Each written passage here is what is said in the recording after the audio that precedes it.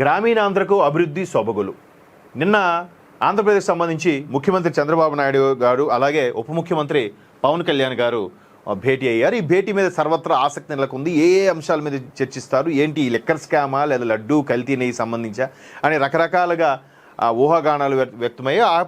అప్పటికే చాలా ప్రధాన ఛానల్స్లో కూడా వేసేశారు. దీని మీదే పవన్ కళ్యాణ్ ఒక లిస్ట్ రెడీ చేశారు. పవన్ కళ్యాణ్ టీటీడీకి కల్తీ నెయ్యికి సంబంధించి ఆయన సనాతన ధర్మం చాలా ఇంపార్టెన్స్ ఇస్తారు కాబట్టి వరాహి సేన అని ఒక పెట్టారు కాబట్టి ఆయన మీద ఆయన డైరెక్ట్గా చంద్రబాబుతో ఢీ కొట్టబోతున్నారని రకరకాలుగా ఫేక్ ఛానల్స్ ఫేక్ న్యూస్లు స్టార్ట్ చేశాయి. అంటే కూటమి విడిపోతే, కూటమి చెల్లాచెదరైపోతే, ప్రభుత్వం కూలిపోయే పరిస్థితి వస్తే ఎవరికి లాభం? ఇదే కాన్సెప్ట్.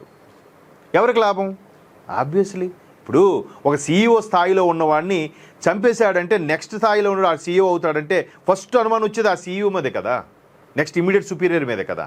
సో ఇక్కడ కూడా ఆయన మీద రకరకాలు వచ్చాయి. అయితే తీరా వాళ్ళు చర్చించింది ఇట్లాంటి కుళ్ళు రాజకీయాల మీద కాదు, ఆంధ్రప్రదేశ్ అభివృద్ధి మీద, గ్రామీణ ఆంధ్రకు, గ్రామీణ స్వర్ణాంధ్రకు సంబంధించి ఏ విధంగా ప్రణాళికలు రచించాలి, ఎలా ముందుకు తీసుకురావడం మీద చర్చించుకున్నారట. అది అల్టిమేట్గా సెక్రటేరియట్ నుంచి ఇచ్చిన ప్రెస్ రిపోర్టు. అన్ని గ్రామాలకు జల్ జీవన్తో రక్షిత నీరు, అలాగే విస్తృతంగా మ్యాజిక్ డ్రైన్లు నిర్మాణం. డ్రైన్ అంటే ఈ కాలువలు, డ్రైనేజ్ వాటర్ వెళ్ళే ఇది. తర్వాత సీఎం డిప్యూటీ సీఎం భేటీలో కీలక చర్చలు, గ్రామీణాభివృద్ధి పనులపై ప్రధాన దృష్టి, తాజా రాజకీయ పరిణామాలపైన కూడా చర్చించుకున్నారు. ఇద్దరు రాజకీయ ఉద్దండులు కలిసిన తర్వాత ఖచ్చితంగా ఏంటి పరిస్థితి అప్డేట్స్ కూడా మాట్లాడుకుంటారు. అక్కడ చంద్రబాబు నాయుడు గారు ముఖ్యమంత్రిగా ఉన్న ఆయన అపాయింట్మెంట్ ఫ్రీ ఉండాలి, ఇక్కడ డిప్యూటీ సీఎంగా ఈయన అపాయింట్మెంట్ ఫ్రీ ఉండాలి. రెండూ కలిసినప్పుడే సుదీర్ఘ చర్చలకు ఆస్కారం ఉంది. అయితే రాజ్యసభ ఖాళీల భర్తీపై మాటామంతి. త్వరలో రాజ్యసభకి ఎవరో నామినేట్ చేయబోతున్నారు, ఎవరిని రాజ్యసభకు పంపించబోతున్నారని కూడా చర్చ జరుగుతుంది. ఇంకోటి ఏంటంటే ఒక రాజ్యసభ సభ్యుడిగా చేసిన తర్వాత లేదా లోక్సభ సభ్యుడిని కానీ ఒక కేంద్ర సహాయ మంత్రి పదవి మరలా వరించబోతుంది ఆంధ్రప్రదేశ్కి. ఈసారి సీమ నుంచి అయ్యే వ్యక్తే కేంద్ర సహాయ మంత్రి అవుతారనే చర్చ కూడా ఉంది. సో దాని మీద కూడా చర్చించుకుని ఉండొచ్చు.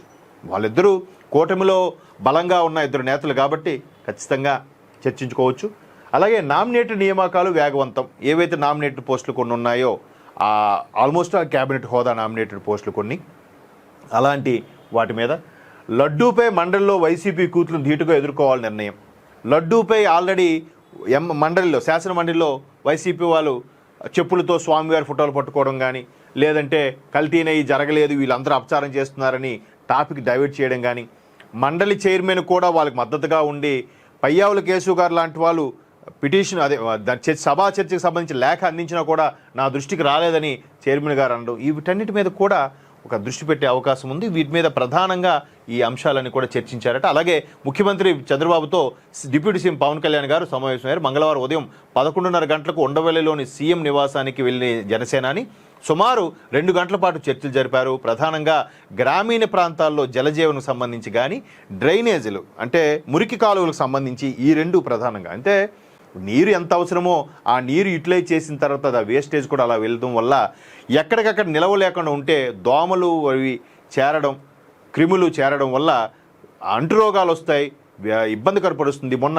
శ్రీకాకుళం జిల్లాలో కూడా మనం చూస్తే రాష్ట్రం అంతా కూడా ఒక్కసారి కుదిపేసింది. డయేరియా వల్ల చాలామంది ఇబ్బందికర పరిస్థితులు ఎదుర్కొన్నారు. దాని మీద ప్రభుత్వం అక్కడ కలెక్టర్ గారి మీద కూడా విశ్లేషణ అడిగింది. ఆ పరిస్థితి కూడా మనం చూసాం.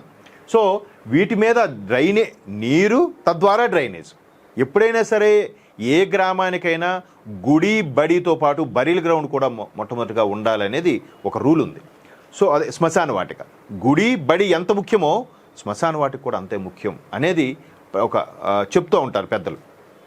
అలాగే ఇక్కడ తాగునీరు ఎంత అవసరమో, రోడ్లు సదుపాయాలు ఎంత అవసరమో, మౌలిక సదుపాయాలు కీలకమైనది. ఇట్లే చేసేది డ్రైనేజ్ ద్వారా వెళ్ళిపోవడానికి ఇక్కడ మ్యాజిక్ డ్రైన్ అనే కాన్సెప్ట్లు కూడా తీసుకురాబోతున్నారు. మ్యాజిక్ డ్రైన్స్ ద్వారా ఎటువంటి ఇబ్బందులు లేకుండా చేయాలనేది ఈ యొక్క సారాంశం.